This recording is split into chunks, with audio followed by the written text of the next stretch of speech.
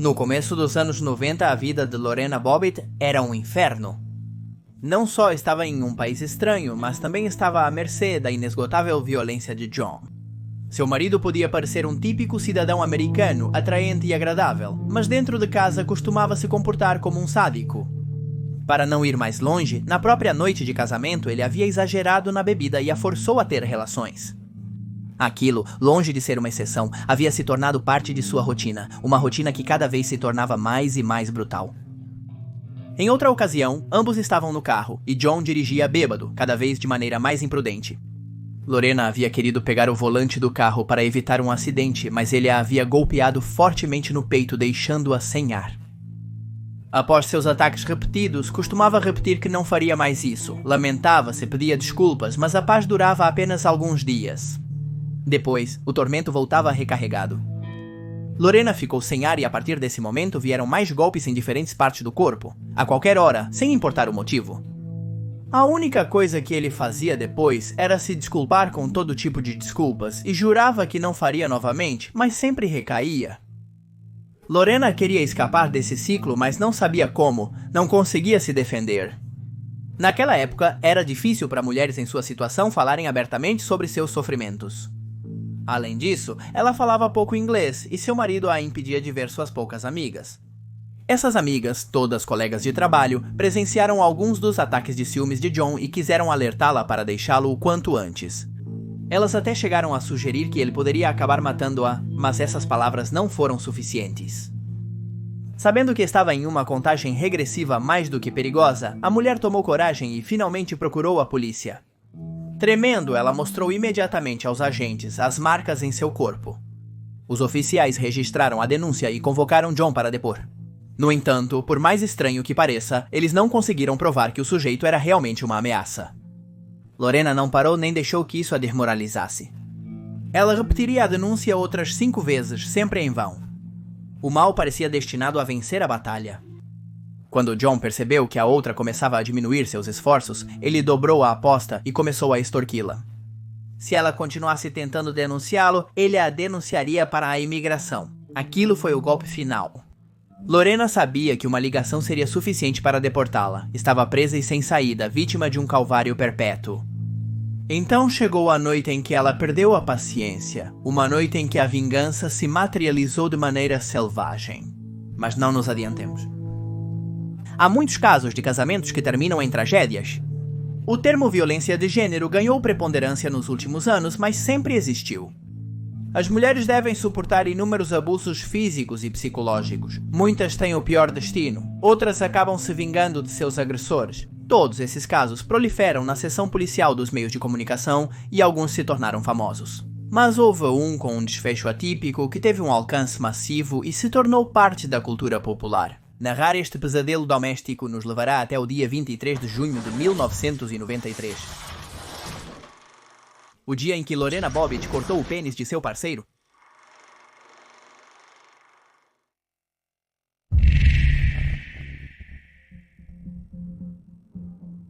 Antes de ser conhecida mundialmente pelo sobrenome do marido e por sua vingança, Lorena era conhecida como Lorena Gallo. Ela nasceu em 18 de junho de 1970 em Bucay, Equador. Quando ela era muito pequena, sua família se mudou para Caracas, Venezuela, onde a jovem viveu até os 18 anos. Em 1986, os Gallos imigraram novamente, desta vez para os Estados Unidos. Pouco depois, os pais do clã voltaram à América Latina, mas Lorena tinha outros planos. Ela ficou impressionada com as terras americanas onde tudo parecia possível. Acreditava que ela também poderia realizar lá o tão famoso sonho americano. Tinha fé para conseguir, tinha aprendido com seus pais o valor do trabalho e do sacrifício. Isso, somado à sua vontade e entusiasmo, a tornava uma boa candidata para um futuro dourado repleto de conquistas. Não sabia, claro, que ficar nos Estados Unidos acabaria sendo sua perdição. Lorena conseguiu um teto graças a Jana Bisutti, uma amiga de sua mãe. Lá recebeu carinho e disciplina, pois trabalhava como babá do filho caçula da anfitriã. Por este trabalho, Lorena recebeu um salário que lhe permitia economizar algum dinheiro. Afeiçoada a ela, Jana até conseguiu um visto de estudante para que ela pudesse permanecer no país de forma regular. Gradualmente, seus planos ganhavam forma. Assim, insatisfeita como babá, Lorena passou a frequentar o salão de beleza de Anna. Lá ela aprendeu a profissão de manicure e logo se tornou empregada do negócio, uma muito boa empregada. Para ser mais preciso, ela demonstrou que sabia cuidar das mãos das clientes e isso foi o início de uma vida cada vez mais independente. Lorena trabalhou incansavelmente por meses, até encontrar a chance de tirar uma noite de folga. Ela também queria aproveitar um pouco da vida noturna norte-americana, então pediu alguns conselhos e se entregou à aventura. Disposta a relaxar, depois de longos dias de trabalho, a jovem equatoriana foi a uma boate onde se divertiu com algumas amigas que havia feito há algum tempo atrás. Naquela noite, um homem alto, magro, mas robusto se aproximou dela e a cumprimentou com um simples oi. Ele se apresentou como John Bobbitt. Ela caiu diante do seu encanto, e esse foi o primeiro passo de uma terrível descida à loucura.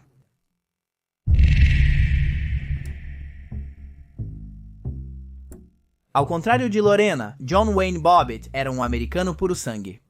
Ele nasceu em 23 de março de 1967 em Buffalo, Nova York. Sua infância foi turbulenta.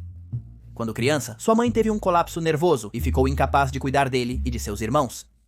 Dessa forma, todas as crianças acabaram se mudando para a casa de seus tios, que lhes incutiram uma educação religiosa. John se dava bem com eles e com seus primos, mas vivia com o estigma de ter sido rejeitado. A criação rigorosa nesse lar resultou em uma forte disciplina no adolescente, o que o atraiu para a vida militar. Determinado a ser o melhor, ele ingressou no exército e depois na marinha. Nesse âmbito, recebeu uma educação ainda mais dura, mas provou estar à altura. Sonhava com mais promoções e medalhas e estava focado nisso na noite em que saiu para tomar uns drinks. Foi então que Lorena cruzou seu caminho. John cativou a garota instantaneamente, então ambos ficaram conversando por um longo tempo. Ele comentou que estava atraído por seus traços exóticos e seus olhos, e ela contou sobre sua origem e sua chegada aos Estados Unidos. Eles conversaram e dançaram sem parar. Perto da meia-noite, Lorena se despediu e John pediu seu número de telefone. A jovem não ousou dar-lhe, mais por pudor que qualquer outro motivo.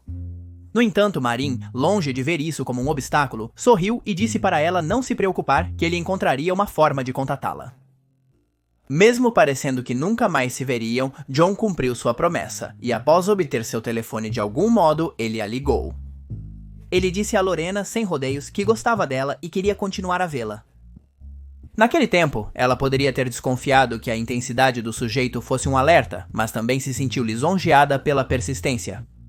Foi assim que ela aceitou sair com ele. Esse seria o início de uma relação que parecia ser promissora, mas acabaria sendo muito dolorosa.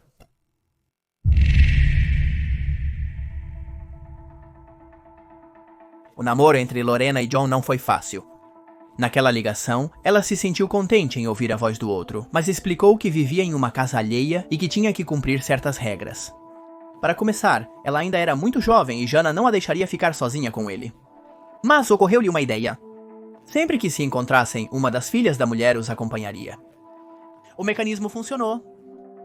Depois de um tempo, John não só ganhou a confiança de Lorena, como também de todos que a rodeavam.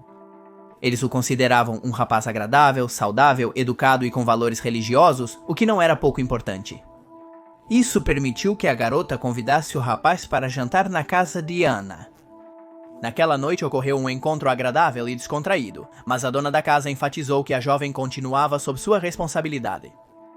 Disse que acreditava no casal, mas pediu que eles não a decepcionassem. John contou a ela que levava a relação a sério e estava decidido a fortalecê-la. Após refletir, Jana decidiu confiar nele e acrescentou que a partir de então seria mais um membro da família. 10 meses depois, o namoro de Lorena e John se consolidou.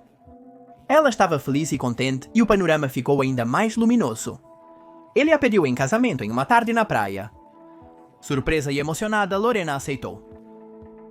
O casamento ocorreu em 18 de junho de 1989, no 19 anos de Lorena.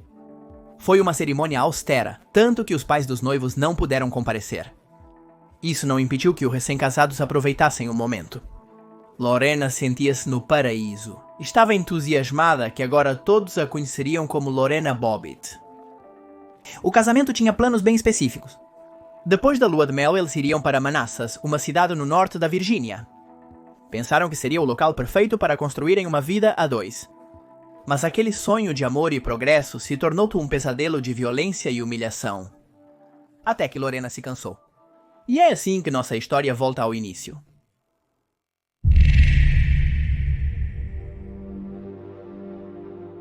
Na noite de 23 de junho de 1993, a residência dos Bobbitt seria palco de outra rotina de agressões. John chegou bêbado batendo na porta.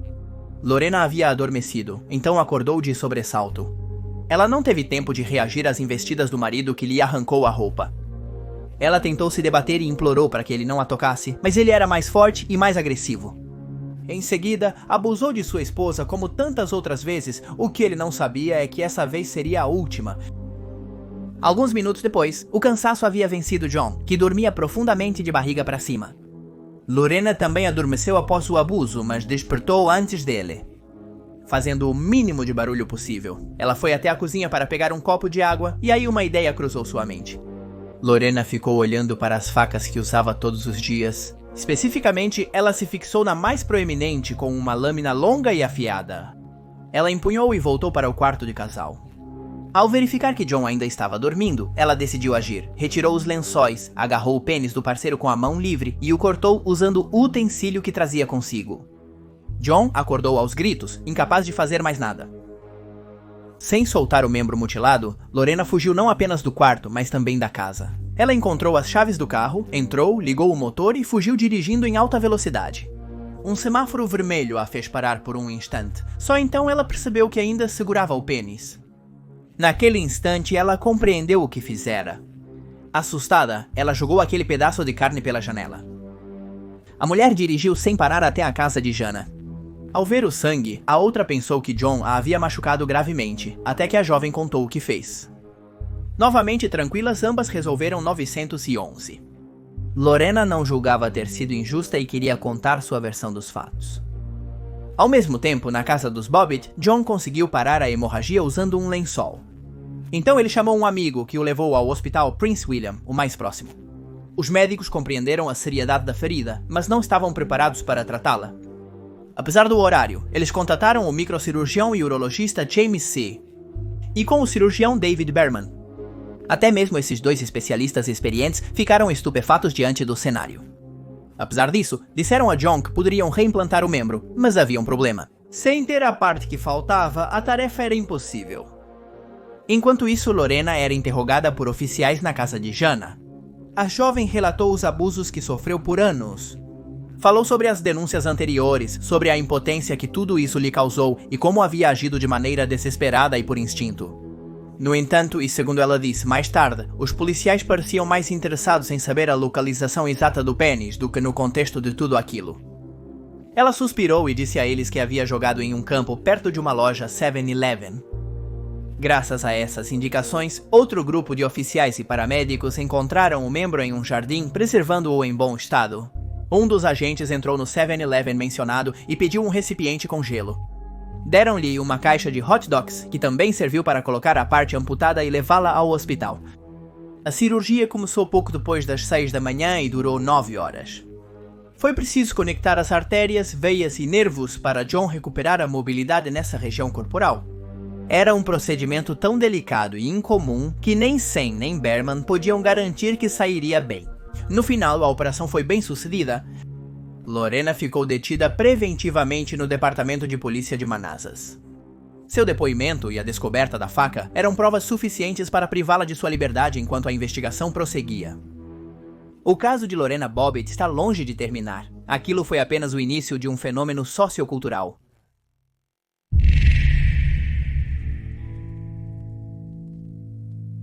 Depois daquela noite fatídica, Lorena passou por diversos interrogatórios. Ela sempre começava narrando os sofrimentos que a levaram a tomar uma decisão tão terrível contra seu marido. Havia também uma estatística que apoiava seu relato. Na época, houve 1 milhão de casos de abuso nos Estados Unidos, mas apenas cerca de 100 mil foram denunciados. A violência de gênero se tornou frequente entre casais. Poucas mulheres procuravam a polícia, mas aqueles que deveriam protegê-las frequentemente as ignoravam e culpavam por incitar as agressões, independente dos motivos. Devido à mutilação, Lorena pôde ser ouvida mais do que qualquer outra vítima em sua situação. Ainda assim, para a justiça, ela havia cometido um crime e também deveria responder perante um tribunal. Em 5 de agosto de 1993, começou o primeiro processo judicial que se concentrou na castração. Lorena voltou a repetir seu calvário e até contou um detalhe que poucos sabiam. Certa vez, ela engravidou, mas John a forçou a abortar por não acreditar em sua capacidade de criar um filho. Ela contou que seu marido não tinha emprego fixo e gastava o pouco dinheiro que tinha em bebidas. Portanto, era ela quem tinha que cuidar da manutenção da casa. Os depoimentos de Lorena foram claros e incisivos. Por sua vez, sua defesa enfatizou que no momento em que cortou o membro de seu marido, ela experimentou um episódio de loucura temporária, misturado com instinto de autodefesa. Em simultâneo foi realizado outro, desta vez contra John. Ele enfrentava uma acusação de agressão sexual marital. Ele afirmou que na noite de 23 de junho não a abusou e que ela tentou seduzi-lo quando ele só queria dormir. Porém, suas falas seguintes mostraram informações conflitantes. Entre outras coisas, ele admitiria ter tido relações com sua esposa. Apesar de tudo, em novembro de 1993 foi declarado inocente, mas ainda faltava a decisão do primeiro julgamento. Isso aconteceu em 22 de janeiro de 1994 e foi favorável para Lorena. Ela também foi inocentada de todas as acusações por agredir o marido. O juiz ordenou que ela fosse confinada no Hospital Estatal Central de Pittsburgh para ser avaliada por especialistas durante 45 dias. Cada um desses julgamentos teve um acompanhamento intenso da mídia, resultando em grande intervenção da opinião pública. As mulheres se identificaram com Lorena, seu sofrimento e sua represália. Por outro lado, os homens ficaram perturbados. Alguém com histórico de violência doméstica poderia imaginar que algo parecido lhe aconteceria. O caso de Lorena e John Bobbitt havia transcendido a página policial para se tornar algo de conversa comum do dia a dia, de uma conversa coloquial. E assim foi como também afetou a vida de seus protagonistas.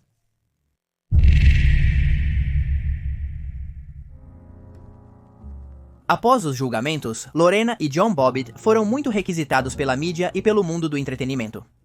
Ela concedeu uma entrevista ao noticiário da rede ABC assim que saiu de Pittsburgh. Lá, ela enfatizou que ela e seu marido foram vítimas de uma tragédia. Ela só queria contar sua história para ajudar outras mulheres que estivessem passando por um inferno como o que ela teve que viver.